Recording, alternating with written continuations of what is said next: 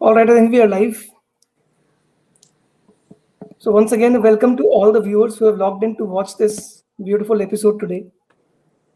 Before we start, as always, I would request all of you who've logged in to share the video on your Facebook page, create a watch party, invite your friends. We've got two brilliant, successful, top-notch CEOs among us, and I'm sure many of you who are either working, have a business, want to work, want to have a business are watching. And this would be like a 2-year MBA for you, crashed into probably a 45-minute session. Oh my So God. create a watch party, invite your friends, invite your colleagues, family. Even I'm going to do that right now. And in 10 seconds, we will start this amazing conversation with two of the most successful businessmen in the Middle East region. So let's all take 10 seconds out and quickly, if you can create a watch party on your page, on your Facebook.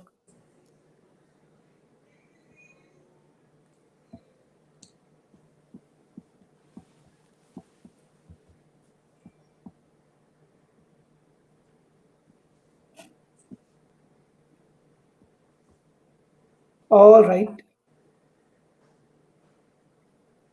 Amazing. So welcome to all the viewers and a warm welcome to Ramnik Dutt and Mr. Dev Varyani. Welcome. Thank you for taking out your precious time. I know you both are super busy, along with, of course, being super successful. So it means a lot that you've taken out this time to give us a little bit of insight into your life, into your journey, into your life, as I would say, somebody who's involved in humanitarian projects and also involved in a super successful commercial career. So without further ado, I will start with Ramnik ji. Okay. So Ramnik ji, from India, from I understand a very middle class family, and I guess your father was into service in a sugar mill, Yep. and from there to being a CEO of an almost $200 million company with 5,000 employees. How has been the journey, and how does it Great feel? journey. Great journey. I put it differently. I say sometime uh, life started as zero and then become a hero and then become a golfer and then become a CEO to look after happiness of 5,000 people. What a great journey. Wow. And Devji, an engineer from south of India, and now owning almost more than 30 companies in the whole of, I would say, Africa, Middle East, all over the world. How does it feel? It's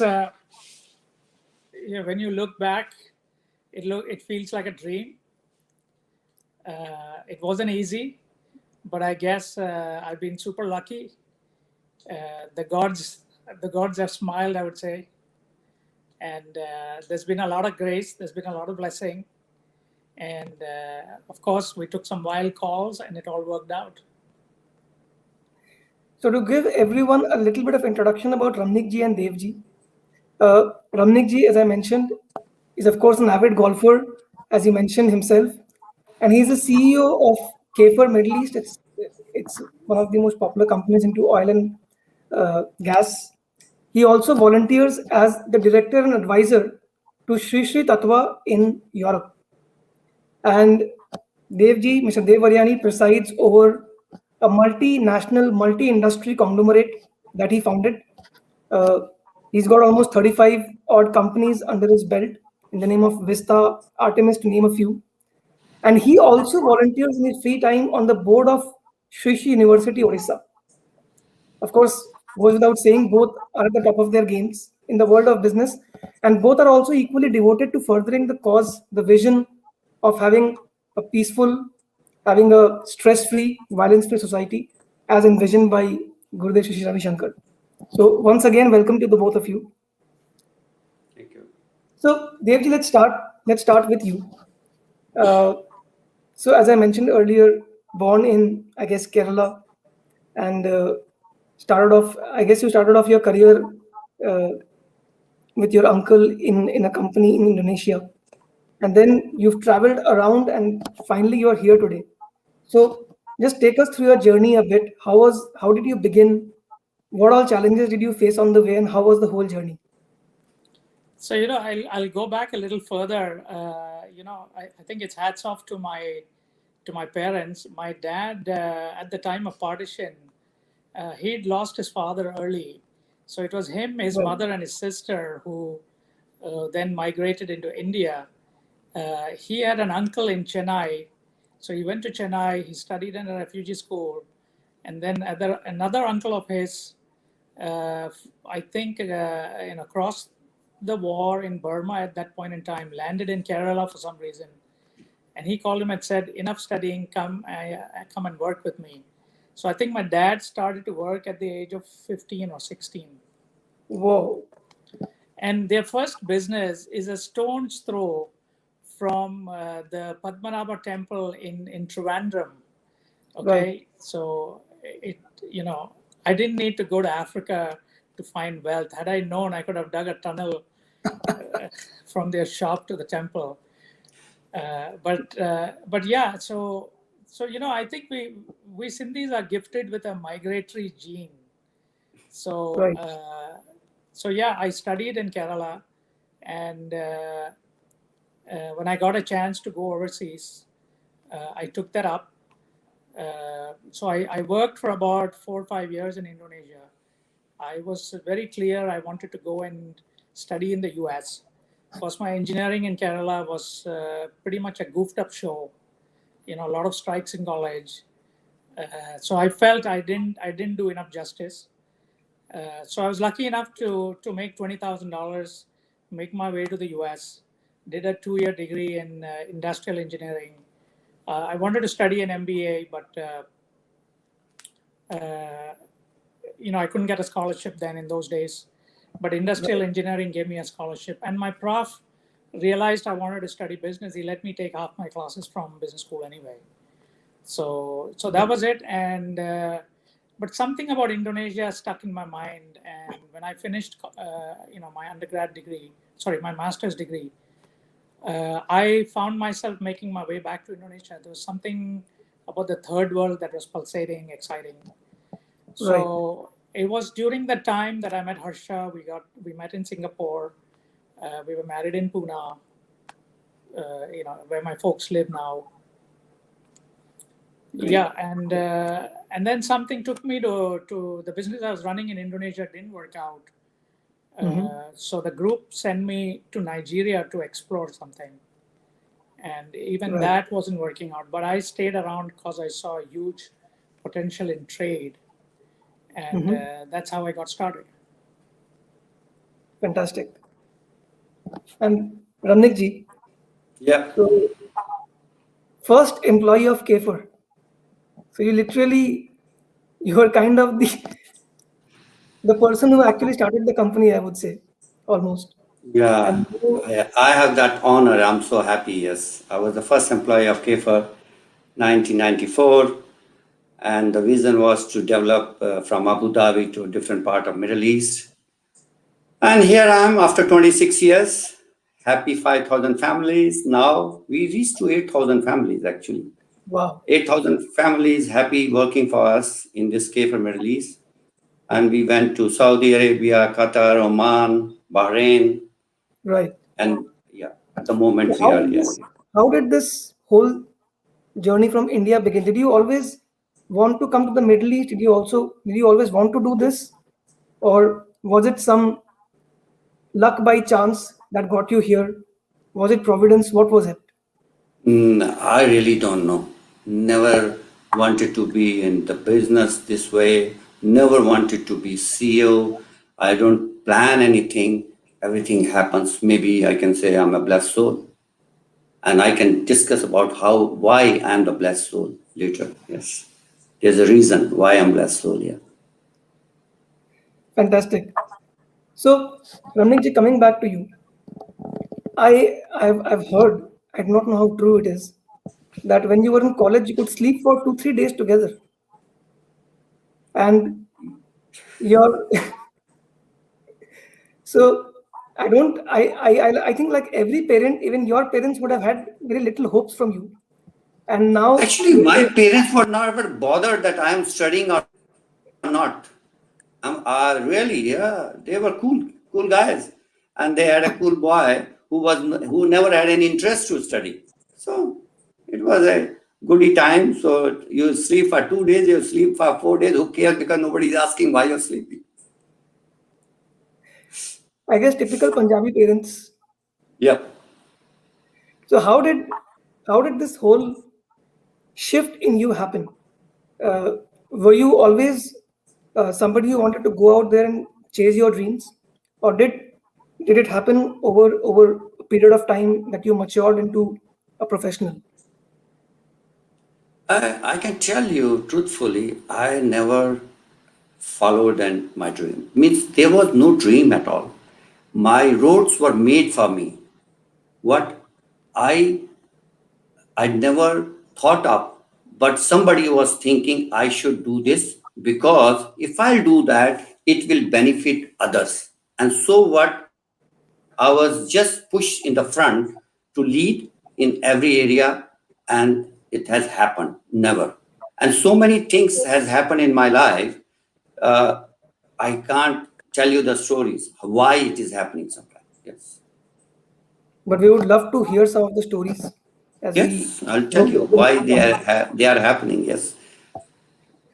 So Devji, again, please confirm if this story is true. But I heard that you got into some political confrontation when you were in college, and there were people who came with hockey sticks and chains looking for you. So look, this was in Kerala.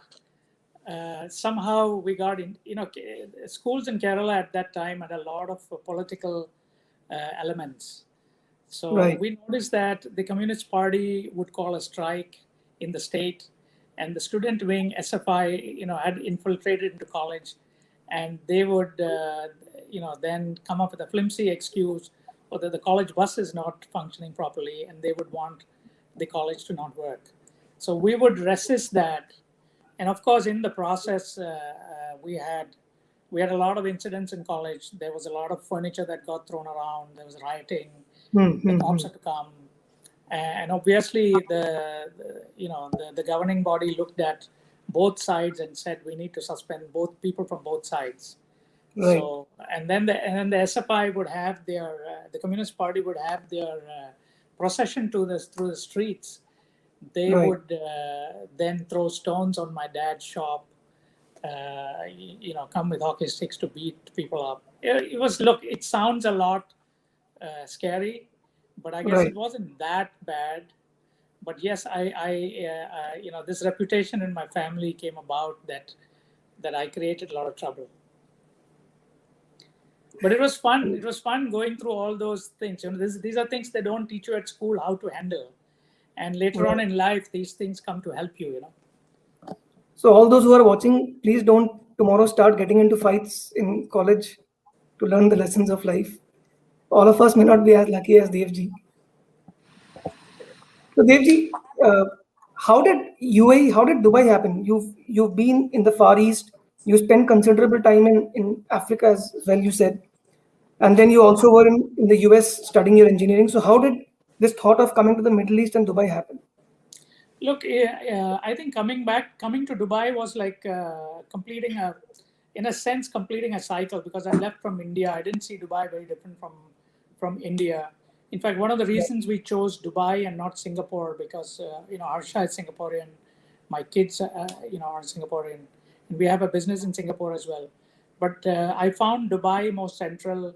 At that time, my kids were studying in the US. My parents were in India, in Pune.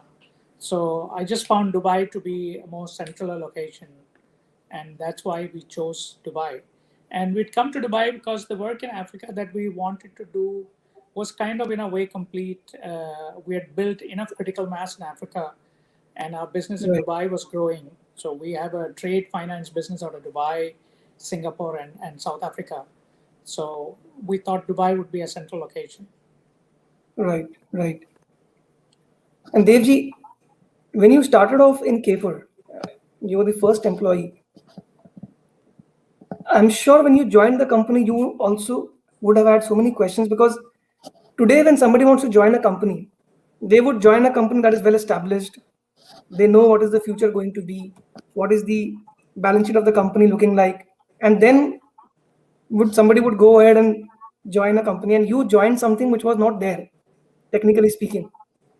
So what was going through your mind at I that time? started it, in a sense, I started it. So, but I started it with the group that had assisted me in getting to Nigeria. The project I went for didn't happen, but I saw potential with a whole lot of other things. And so I put forward a proposal, where I then managed to get equity in the business. Right. And then one by one, I also invited my brothers to come in and join different parts as we expanded into different parts of Africa. And then the team grew, and we were fortunate to do well one of the years, and we raised enough profits to afford an office in South Africa, one in Ghana. That's how we kept growing. And then one thing led to the other. I wanted to diversify away from commodity businesses, and that's how we got into the education space in Ghana. We started a small IT training business. In fact, it was a franchise from India. And one of the reasons I started it was I said, how can we also give back? And education was a good medium to kind of, I was always business oriented, but I wanted an element where it would do both business as well as impact. So that's how we kind of also morphed into, an education vertical. So I'll come back to that thought in some time, Devji, and I want to discuss a little more about it. So Ramnikji, coming to you. Yep. When you joined Kefir, and as I was saying, that most people would want to join a company which is already established, has a name in the market, and you joined a company which was technically not present, right? So what was going through your mind? What were you thinking? And you could have done anything else, but why did you choose that at that time when it sounded like a risk? That's true. The before joining Kefir, I was with one Indian company, and I grew in that company also very fast and reached to the level where I was working with the owner directly. And then I started thinking that if I'll continue, I'll be the boy of the owner for a long time. And then the growth, not the personal growth, the growth for a business which I'm looking after will not be there. And then I got this opportunity of Kefir.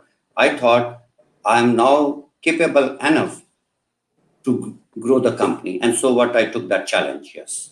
And Right. it was worthwhile to take that challenge, yes. So how was it initially? Because I mean, with 2-3 people in the company, and today you have 8,000 people, as you said, taking care of 8,000 families. How was this journey? The story start here. I was appointed by, this is a German company, large German company, and they wanted to start in Middle East. So I was aware about that background, that big company, and they were number one in this business, which I was there. So it was my honor to their good. So being a German company, from Indian company to German company, they told me there is office, two-room office. You start from there tomorrow. The first employee, this is the key, and they flew back to Germany. I'm going to the office. Very funny story. I was thinking there will be nice table for Ramnik, young boy, and this blah. This was only carpeted office, 2-bedroom. And Ramnik Dutt used to sit in that office. I started sitting from the working from the floor for 3 months because they had some plan. They were just either checking on me, this man will be with us, or he has a capacity to grow or not. So the test was over in 3 months, and then things started working. 3 months, I used to go every day, suit and tie, sit on the floor. Coming out, people were thinking a contracts manager of a German company. This was my start. So what I'm saying, I started from zero in Kefir, yes.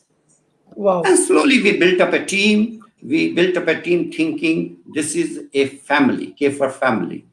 And slowly we got 40, we become 100, 1,000, 2,000, and year 2017, 18, we hit 8,000 people, and then the business went down. So now today we have 5,000 staff, which I don't use the word called staff and workers. I say Right. my family. So if you see at the moment, we look after happiness of 24,000 or 25,000 people in med. Right.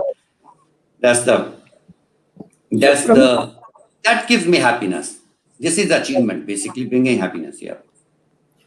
I have this thought in my mind, and being a finance professional myself, I feel that oil industry is one of the most it is one of the most critical and yet the most volatile industries in the world.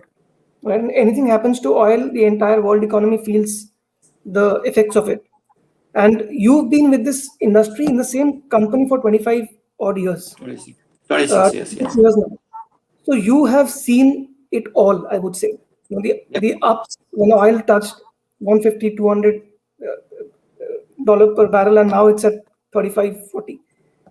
What do you think helped you see the company through all those ups and downs? The lucky part was that we survived. This actually was that we made a brand in the beginning. The Kefir brand was known. And Right. during the bad times, we really helped the contractors from our clients so they become successful. And then they were waiting for us whenever the trouble we are having, they used to give a job. So if you know the business, if you get a repeat orders, it means brand is known. So with the repeat orders and continuity of maintenance contracts gave us a lifeline to continue.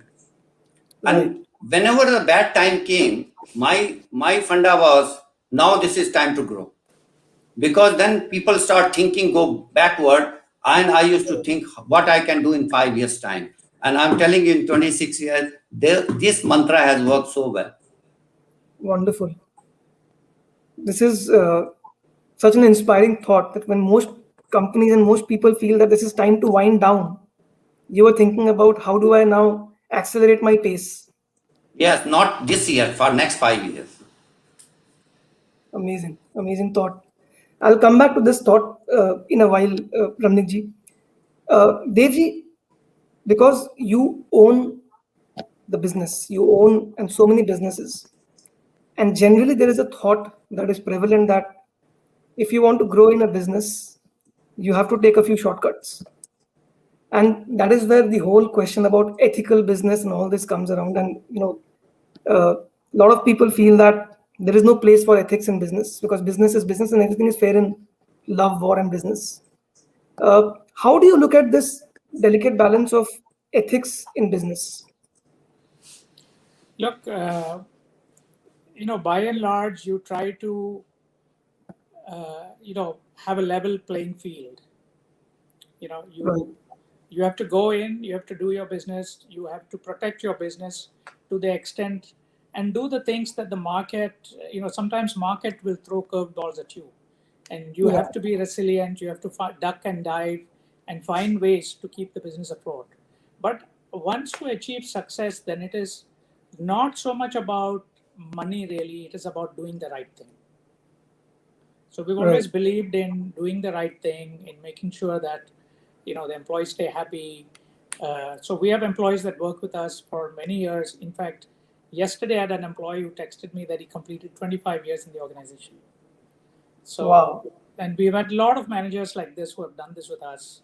So people work. I take people for the long term. In fact, my HR sometimes asks me, why do I, insist in taking people for the long run?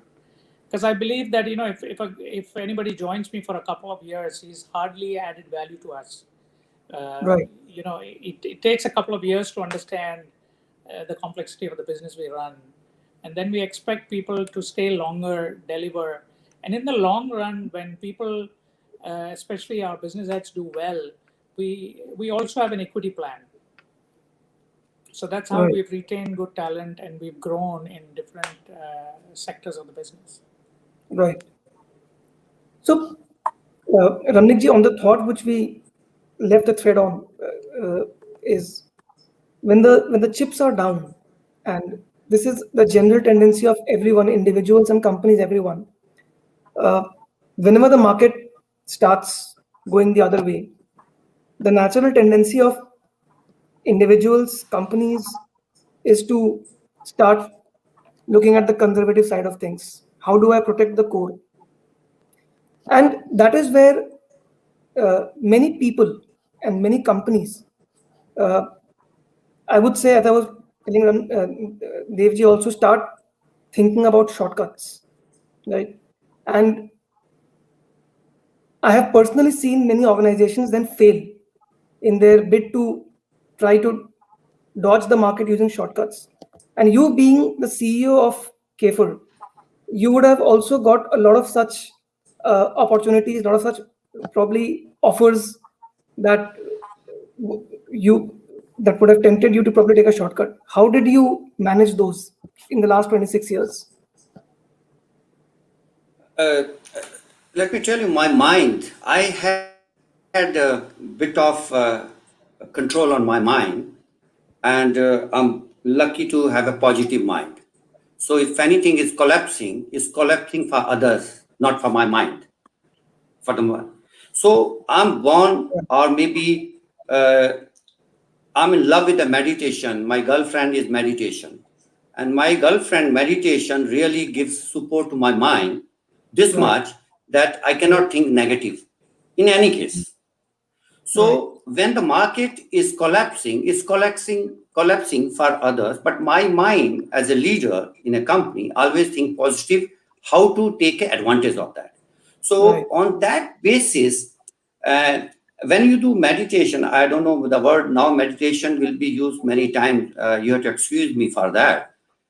My intuition also really plays a really good part on that. right, And because being a leader, if I say, let's do it, let's take a challenge, and my team is so good, like a family, they jump over it and they follow that way. And on that basis, no, I follow the business book, business rule book, strategy we make, budgets we make, but we don't worry. If we are going, if the sea has come on you, then you have to find a way how to swim and come out of that, but come out right. positively. Yes, that's the thing I have, to be positive in any situation. And Devji, what is your mantra for positivity? Because whenever I've seen you, I've always seen you so calm and poised and always smiling. And definitely owning 35 companies can only make for countless sleepless nights and not for a smile. So what is this mantra behind your smile? You know, I'll have to tell you about how I was influenced, of course, through Guruji and the earlier teachings of other sages that I'd gotten to know. So all of this help you, and you tend to realize that a lot of it is a happening. There's so little you actually do yourself. Yes. Right, Obviously, like Ramnik said, every business has to strategize. You have to invest in the downturn.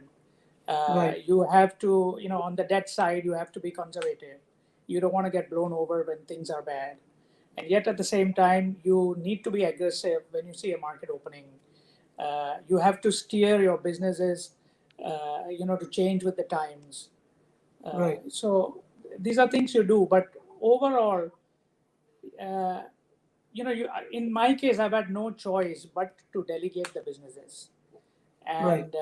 and when you look at it from a helicopter view, you realize that look, none of us are really doing anything.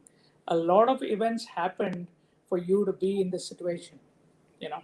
Right. So I think that No, we were lucky to be guided at the right time by the right Mm. forces. And these things instill in you a certain ability not to be too feverish about the problem at hand, and somehow you are guided to know that there is an unseen force that is backing you, because all you really want to do is to do the right thing, you know. it's so amazing that both of you have the same thought that things have only happened through you and you were there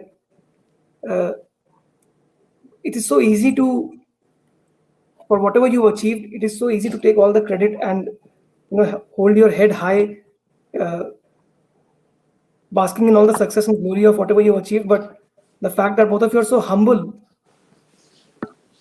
it's a hallmark of a great person, I would say. Not just great CEOs, but great human beings. Uh, so both of you did mention about the teachings and the practice of meditation that has helped you. Here, Ramnik ji, you also are the CEO for Shankara and Sri Tattva in Europe. How do you find time to do this? Because you're already into something so deeply. How do you find time to do something else which is completely unrelated to your area of work? Just to make it clear, actually, my role in Shankara and Shishi Tattva is the advisory. Right. So we have a very wonderful team, Karthik and Anya. They are running the show. My part of playing role of advisor is not that difficult. Only there also I use whatever positiveness I have to tell them how I ran the business from scratch to this way, and I give them the thought, and if you can also use that way, nothing else more than that, and it's working out well. Getting a time, I think for me 24 hours is hell of time to do everything. Let me tell you, I wake up so early, I do my whatever meditation every day, because that I'm love it, and yoga, and then I go for my walk, I do kefir, then in the night 7 o'clock I'm at the golf course every day. Wow. So time is I don't know, it is being managed by somebody, not by me. Sorry to say. I would want to ask you, how did you come across Guruji? How did you come into the art of living? Which year was it, and what brought you into it? Year 99, 99, I was pushed to come to Art of Living because my wife had some health issues, and we were trying best to get advice from doctors, and we spent about 2-3 years and no help. So somebody told me there's a Art of Living happiness basic course that time. Why don't you try? And that time, 99, don't say. I was the most egoistic person. I said, oh, I'm a Leo, born Leo, Leo. So I said, oh, by going to course, somebody's mind changes, doesn't work for me. I said, why not to try? And I did 3 days basic course, and my teacher was Vinodji, the toughest man in Art of Living. And from the day one, he was in love with me.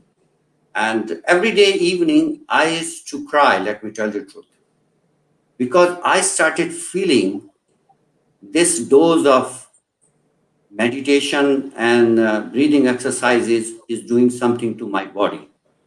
And I was not behaving properly in the class because I used to ask many questions to him. And he said, just wait, things will improve. But I was in hurry to get answer in 3 days. After 3 days, it was in 99. And after 3 days, I realized that, yes, my mind I'm loving it, because I started feeling I have a mind. Before that, I never thought I have a mind. I was thinking I'm doing everything. Whatever is coming, I'm the man.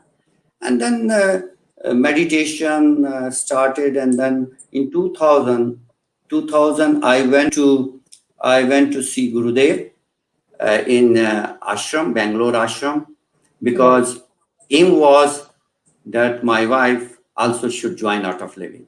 So I was the first one. And the journey between doing basic course and meeting Gurudev, I was in love with satsangs. I don't know, come. So I used to wear suit and tie, I know, every Thursday in Abu Dhabi and go for satsang. Because my wife said, you are becoming I don't know, something, sadhu and all that. So I was not allowed to go. So I used to go for meeting, but it was for satsang. Yeah. So things started changing. Then I met Shri Ravi Shankar ji in ashram in his small kutir, Right. and we fell in love with each other. How come? We met, and then he's saying, "You're not going." And my wife saying, "I'm not staying in that small kutir, sitting in front of him." The story. Then, Oh, from the day when I met, I always met with him as a friend, then a devotee. I don't know how come this equation worked out. So I'm fighting. No, Gurudev, I don't know. The right. first meeting. He said, "No, you have to stay." I said, "There is no accommodation." He said, "I'll make." Then he made arrangement for both of us. We stayed Right. back in ashram, and new journey of life started. Lovely. Lovely. A little bit more about that we will discuss in some time. Devji, how was your uh, beginning with the art of living? How did you come across Gurudev? How was So I got a call from a friend from Hong Kong, and he said there is this Swamiji coming. In fact, he referred to Guruji as Swamiji at that time, and he's Right. coming with a couple of teachers, and we expect you to look after him and arrange. He does intro talks, and I want you to arrange good number of people for him. We were very new in Johannesburg at this time. This was in the year 1997.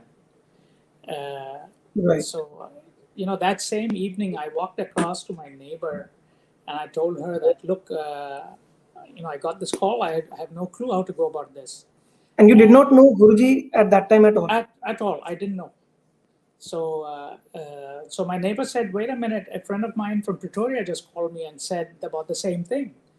So I was pleased. We were two people, from one we became two. Next thing you know how Art of Living works, right? We were eight of us, and we managed to put a good program together. We got about 300, 400 people. I think it was Wow. at the start of winter. We'd taken a hall, and in those days, Guruji used to allow you to hug him. So he stood Right. with his flower and he gave everybody a hug. And I think that hug changed a lot of things for me. So Wow. when I took the basic course, it transformed for me. I felt a big shift immediately. I used to be an avid Right. reader. I used to fly about a lot. I used to read fiction mostly, on the plane, and Right. this brought about a bug in me. I wanted to know more about spirituality. I said, "There's some magic to this. What is this?" So the first book I read was the autobiography of a yogi. Right. And after that, I read the Himalayan Swami Rama's book, Himalayan the Master. Himalayan Masters.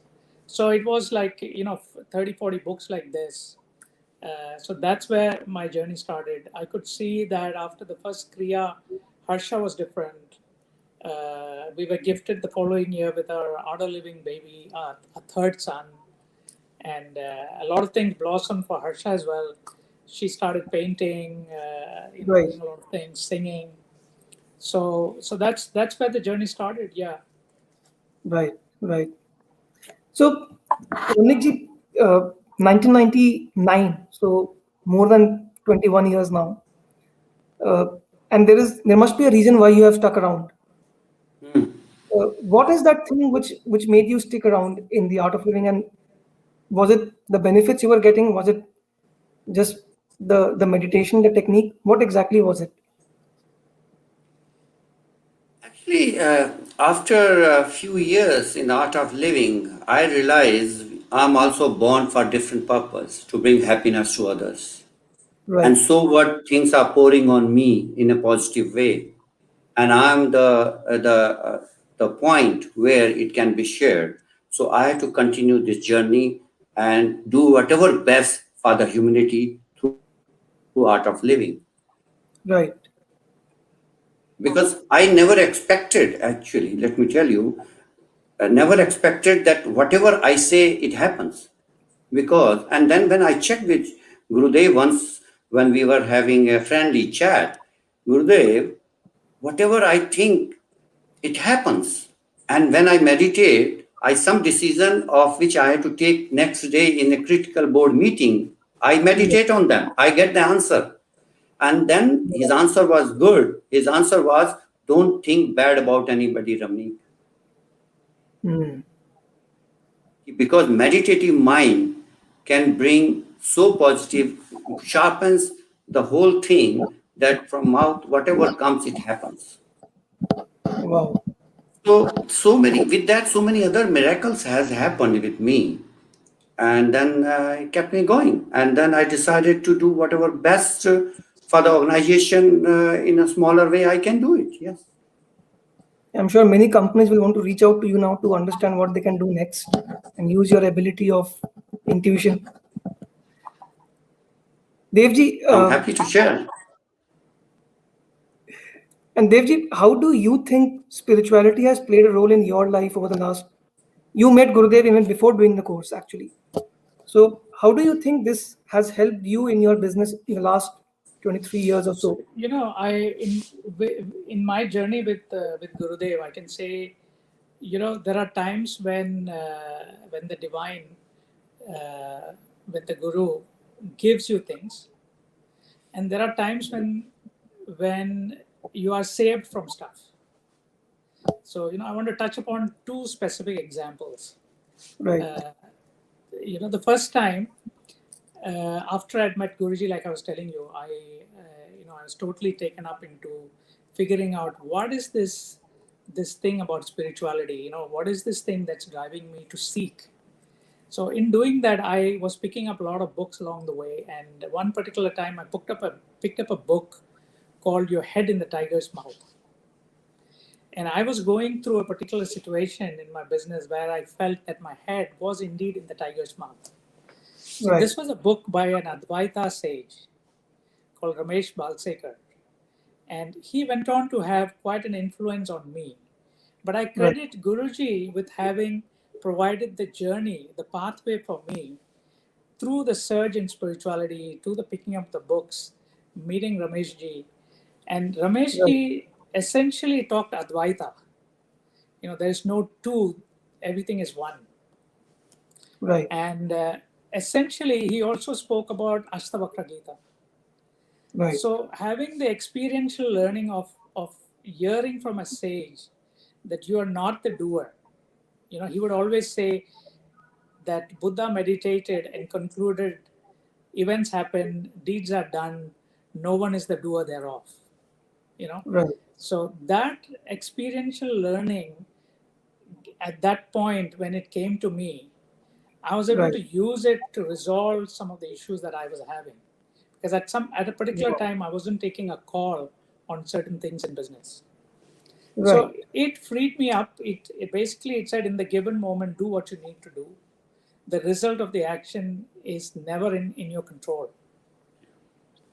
Fantastic. And when you are having those issues, don't look upon others as doing or you as doing. There's really no doer, you know, Right. which is the Right. essence of Ashtavakra as well, right? Yes. So that Absolutely. experiential learning to me was a gift from Guruji. Right. Although Right. it took a winding path in this way, but I always stayed connected to the teachings of art of living, to the processes of art of living. Right.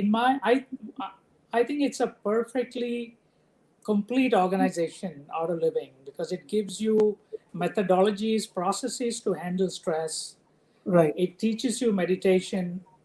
It gives you the possibility of meeting with like-minded people. You know, something Right. like what we're doing today, sharing our experiences.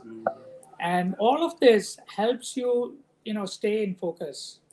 Right. It kind of guides you through the humdrum of, you know, all these things that happen to you. You know, sometimes your mind, you know, is flirting around with, you know, wanting to blame, wanting to take blame. So with all these Right. things, the whole process Right. helped me. And Right. that was an example of where the Guru gives you his grace works so much on you. Right. I have yet another beautiful example to share today. A couple of years ago, I started a business and I invented into a bunch of, it was a startup, you know, over the last 10 years, we'd built another business vertical in the pharma distribution space. And an Right. investment banker brought this proposal to me, and he said, bunch of guys, they've left a large organization, travel widely, and they want to do something out of India and export. So I took a look at that. That was a missing piece in my business. I said, let me invest with these guys. And I did that. And in about 3 months, that investment got validated when a Chinese billionaire decided to invest in the same business. Wow. These guys had raised over $10 million in 4 months. And then I looked at it and I said, look, we've ticked all the boxes. We've ticked the investment boxes. We've ticked the quality of the people on the board and, everybody with global connections. I said, let me now get blessing from Guruji. So I managed to get all these guys to come to Bangalore.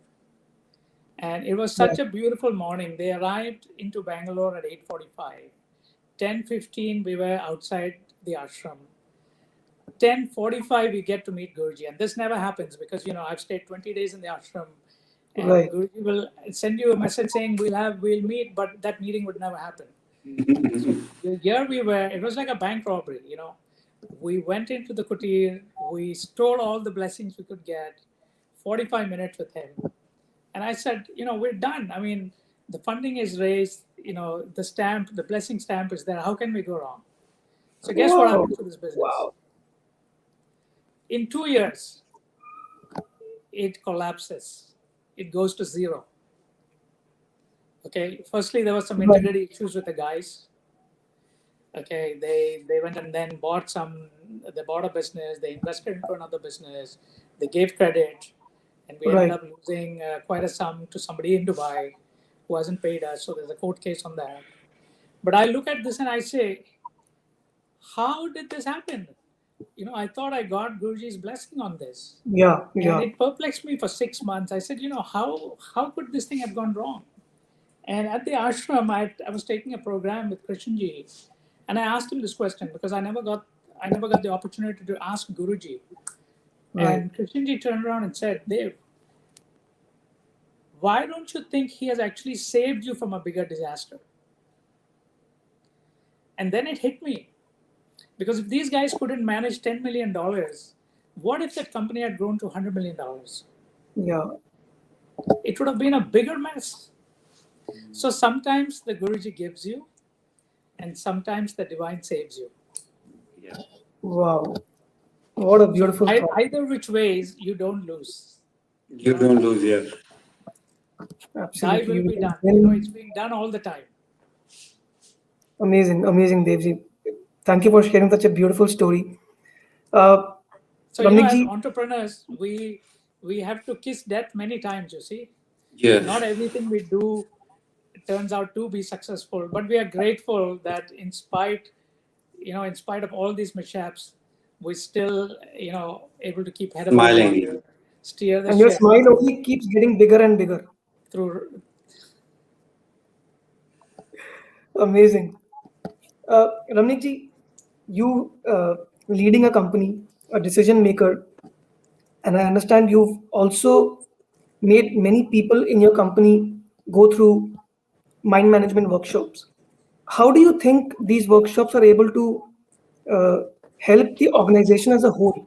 Of course, you as an individual have benefited a lot, but how do these workshops help the organization according to your experience? No, actually, I wanted to, because when I involved myself in meditation and breathing exercises, so it was the walk the talk. And then when they see me smiling and every time asking them what's happening in their life, so this was the purpose that we should try for others also, because as a leader, people will not come forward, better we have to go to them.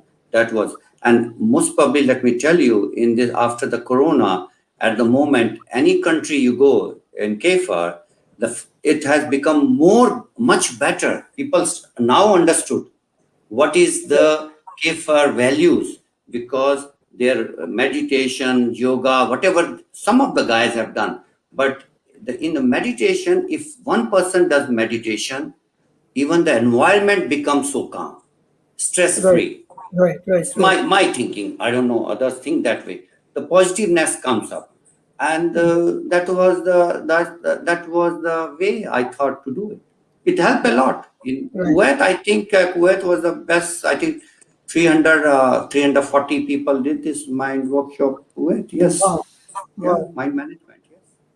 Amazing. And Ramnikji, I would like to hear from you the experience of the World Cultural Festival. I understand. Uh, I remember you had also been instrumental in the entire eco-friendly toilets initiative, which was driven by the Art of Living, and you Oh, had. yes. So, can you please share something from there? Yeah, that time actually, I want to do something totally different. When everybody wants to do seva, where they get some awards. So I thought I asked Guruji, I want to do something differently. Can I do toilet seva? For him also it was a surprise. So that time in India, one company was developing toilets, and those Right. toilets can be, yes, environment friendly toilets. So Right. I took a challenge. I sponsored that project, and we put that project, those toilets, in a forest about 300 or something kilometers in Bangalore somewhere.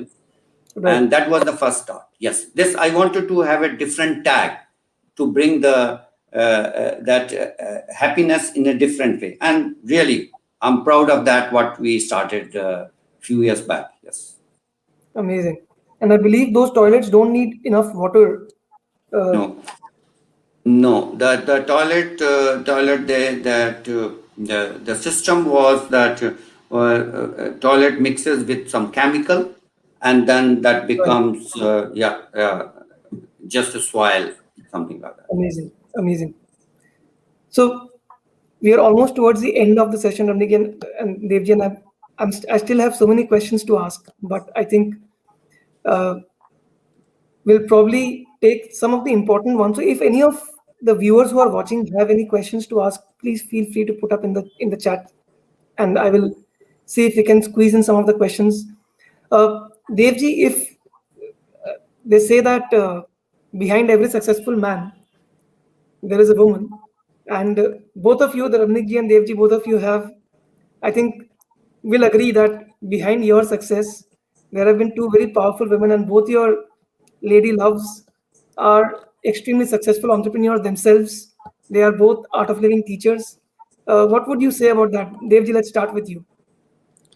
Look, you said it right. And so when they got together along with Jaya and came to Ramnik and me and said, we want to start a yoga studio, we didn't have much of a choice. We just had to write out the checks, I suppose. And they said this is an inspiration from Art of Living, and in keeping with the ethos of Art of Living, we want to build this yoga studio, and we want to see classes happen, meditation happen. So I'm lucky it's right on the floor of my business. So Right. I get to go in and meditate frequently. In the good old days, when a lot of the meditation masters used to visit, a lot of the senior teachers of Art of Living used to come. It was a short walk away for me, but now we Right. do it online, and I'm sure once COVID is over, the good days come back, and everybody will, want to be at the studio, want to be doing more things, and Fantastic. yeah, we Ramnikji, have what no would you choice. say? We have to say, we have to agree here as well. Otherwise dinner may not be provided.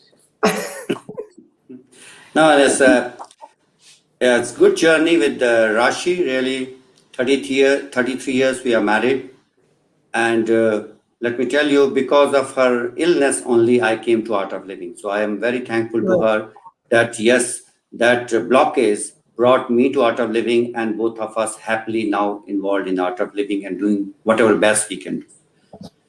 And she is my strength. I accept it or not, but yes, because what happens once you become CEO, you act at home also like a CEO, which is I'm trying to come out of it, and slowly my CEO position will go in few years.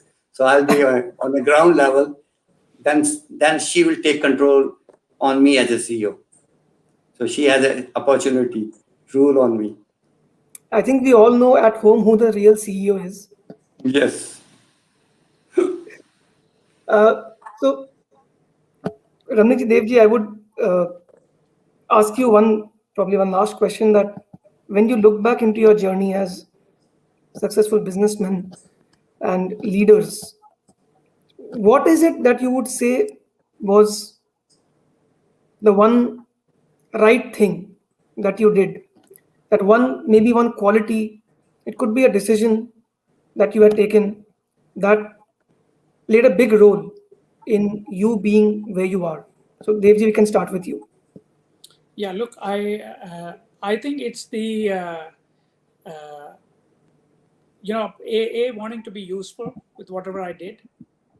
That was the driving force, and B, wanting to have compassion and have empathy to make sure that the call we took was right for the larger number of people at that time. Right, right. And Ramnikji, what would you say?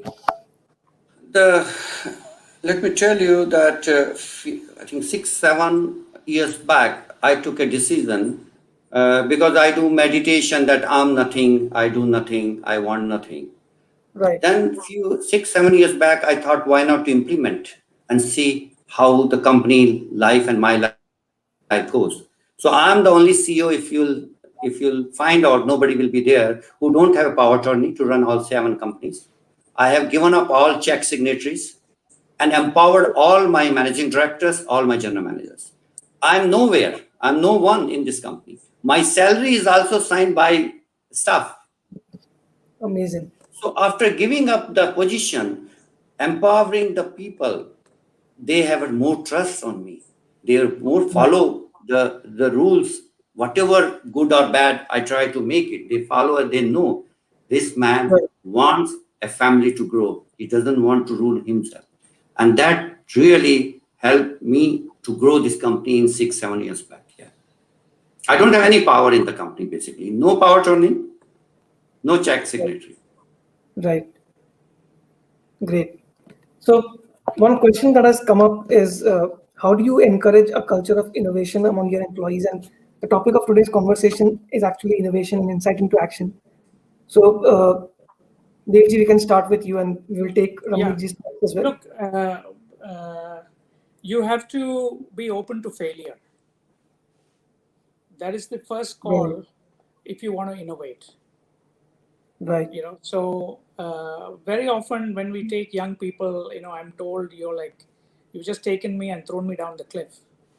And I tell them, look, the role of entrepreneurship is on your way down to learn to fly and get back up. So in a way, it goes against the grain, because technically you don't want, when you make your investments, you don't want to fail. But it is going against the grain and saying it is okay to fail, but more important, it is to try. So Amazing. we've continuously done that. We haven't stayed within the realm of one vertical of business. You see, we've found success in one, and then I've spent my time trying to steer the ship in other directions. So obviously, as you start new verticals, the chances to lose is higher, but your chance to lose in the long run is much more if you don't take those chances. Amazing. So we've continuously invested. We've made so many wrong investments, but that's all part of the journey. We've invested in companies in Silicon Valley where companies have raised huge amounts of money and failed, but those have been learnings for us. Right. And we try to emulate some of those things even in the businesses we run in Africa. Great. And Ramnikji, what would you see, fortune favors the brave. You see, if you venture, your chance of making it is there. If you hold back, then you miss out. And good people. And the other thing is good people and young people, bringing in new and young people all the time, because they bring in new ideas, new things.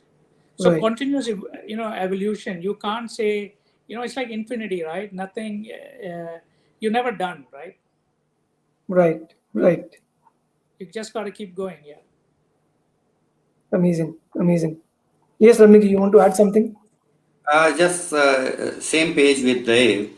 In our case, we try that all the young crowd or young guys who join us, we try to make them that if they fail, I fail. This is the way I introduce them to my staff. So I Right. take the full responsibility, any guy joining the company, that his failure is not acceptable to me. If he has some negatives, try to improve it, and whatever positive will follow that. So with that, things improve, and then some ideas. And every meeting when we sit, the ending is 5 minutes before that. What is your idea?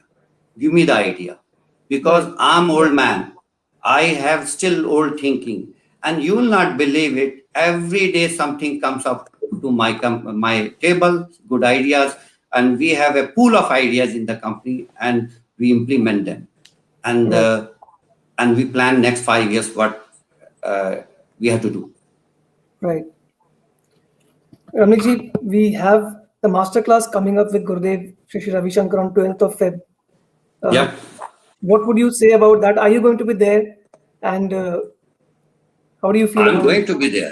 100% I'm going to be there, and all my friends will be also there. This is the best opportunity to hear from Gurudev what next, because some of the pearls comes from his mouth becomes a lifeline journey. So I'm waiting for that. Great.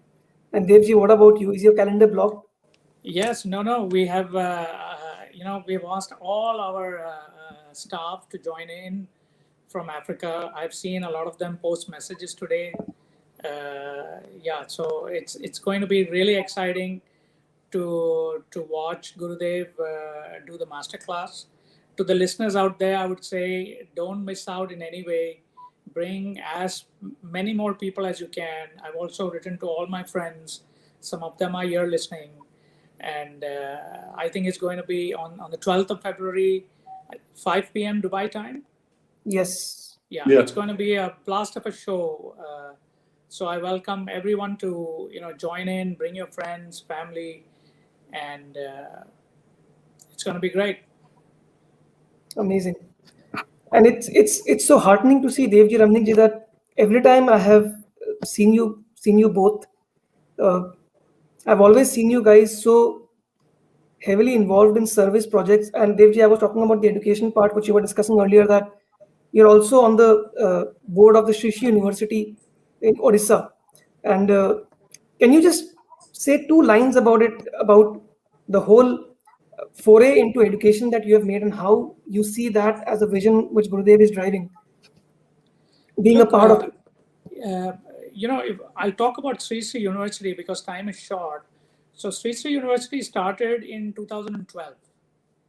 Okay, Right, with 20 students, and now there are 2,000 students.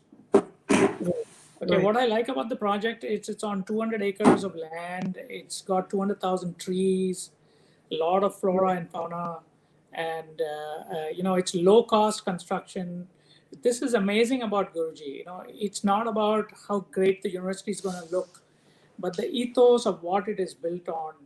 They have used, really what do you call frugal innovation in the construction of right, how the campus has been built. And I think they are one of the fastest universities to break even. In right. fact, the campuses that we run in Africa, I struggle to get the kind of break even that Sri Sri University has achieved. Wow. So it raises donation from a lot of well-wishers. It also has raised debt. It will need mezzanine funding because they keep expanding the projects. They are Right, now onto their medical, college project. They're building hospitals. I think they have an Ayurveda program coming on. So they're continuously growing. The number of hostels are going to grow. And they right, have great inputs from people from all over the world. We've got some great members on the Council of Governors, right, and Rajita is doing a phenomenal job. I mean, even with COVID and struggling with going online, they were one of the first universities to go online. So it's a great story. right. There's just it's just amazing to see how well they've done, how well the children are going to do, and it's holistic education from all angles. we are hoping to emulate some of these things in our campuses. We Right. like the fact that the Art of Living programs are being taught all over the world. Yale has a meditation class, Right. which it's taken, from the Art of Living. University of Southern California does it. Stanford neuroscience people are talking about some of these programs. So yeah, it's truly tried and tested out. Art of Living is 40 years now. And look at us. I mean, we are all people who question things. We don't easily accept stuff. But Yes. our own individual journey we've seen, and we can vouch for what Art of Living does. And we're happy to back it up with whatever support we can. So on that note, I would request all the viewers, whoever is logged in, you can see the link that is coming up at the bottom of the screen. Please log on to that link. If you have not booked your seats so far, you should not delay, because seats are filling out fast. The masterclass with Gurudev, His Holiness Shri Shri Ravi Shankar, on 12th of Feb, 5 p.m. UAE time to 7 p.m. We should not miss it. Click on the link, fill up your book your seat, and also invite your family, friends, colleagues to book their seats and be part of it. It is really going to be an eye-opener for all of us. And Devji, Ramnikji, thank you for coming out and really giving us a vision of how we as the youth, we as budding professionals can take so much away and become better at what we are doing. I'm sure many of us who are watching have got a lot to take away from this session, and I would probably watch this session once again to go through all the points which you guys mentioned and pick up some nuggets from there for my own life. Yeah, you should plan the second session to have more fireworks. Absolutely. I'm getting so many comments. I can't even read all of them. I'll probably, when the session ends, I'll go through all of them.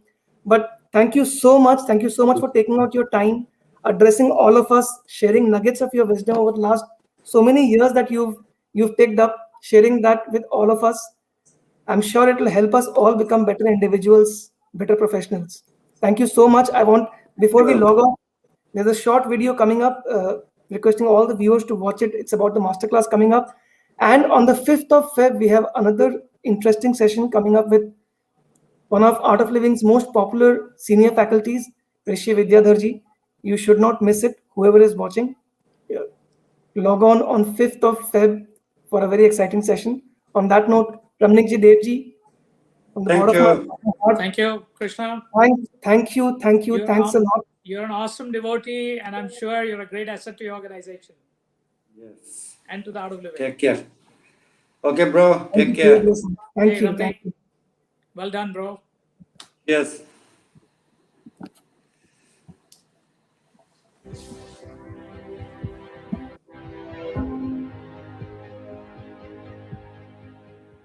The power of knowledge is enormous. It calms us down, which brings clarity to us, that uplifts life and takes us out of misery. When the mind is clear, it's calm, it is serene, it is relaxed. That is the state of knowledge, where intuitive knowledge comes up, where inspiration comes up, where creativity comes up.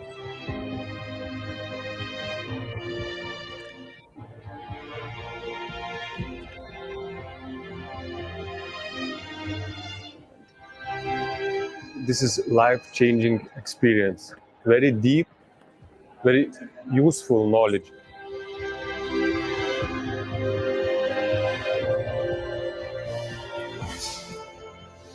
He's giving you tools to really understand something that has been known for thousands and thousands of years, but he's giving you in a context that is really applicable and understandable today.